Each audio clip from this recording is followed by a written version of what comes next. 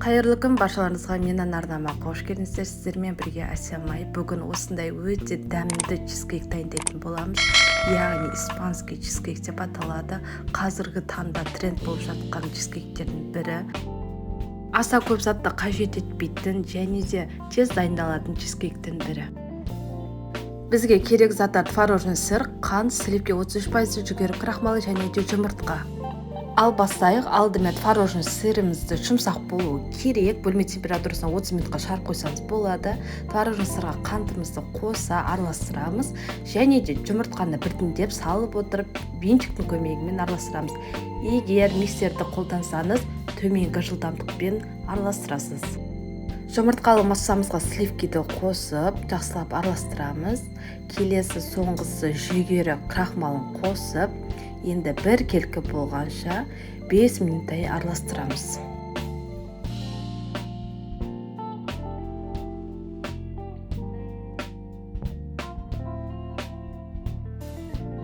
Енді формамызды дайындайтын боламыз. Менде 18 диаметрлі кілтті осылай пергаментті бумаганы төсеп аламыз. Менде теплоновый коврик, фольганы қолдансаңыз да болады.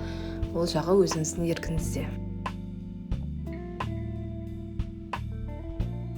Дайын болған массамызды формамызға салып, қызып тұрған пеште 220 градуста астыңғы үстіңгі режимде 1 сағат пісіреміз.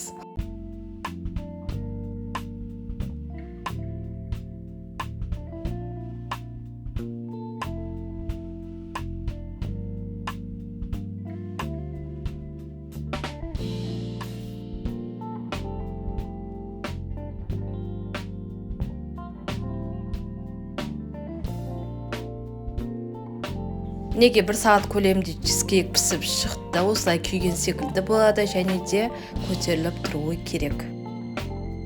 Бөлме температурасында чизкейк 1 сағат көлемінде суыды. Енді формадан босатып аламыз және де кем дегенде 1 сағатқа тағы да тоңазытқышқа салып аламыз. Сол кезде чизкейкіміздің арасы нығыздалып, бір қалыпқа түсетін болады.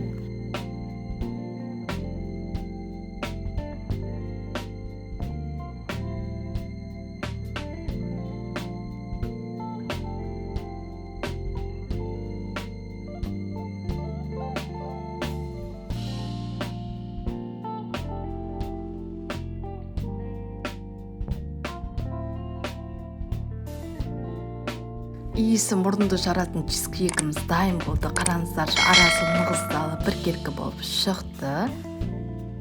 Мен қазақстан шоколадын құятын боламын. Жидектермен де әсемдесеңіз болады. Чизкейктің өзі де өте дәмді болып шығады. Міндетті түрде дайындаңыздар, жақындарыңызды қуантыңыздар. Барлығына ұнайтын сөзсіз. Сұрақтарыңыз бар болса, пікірге қалдырыңыздар, міндетті түрде жауап беремін.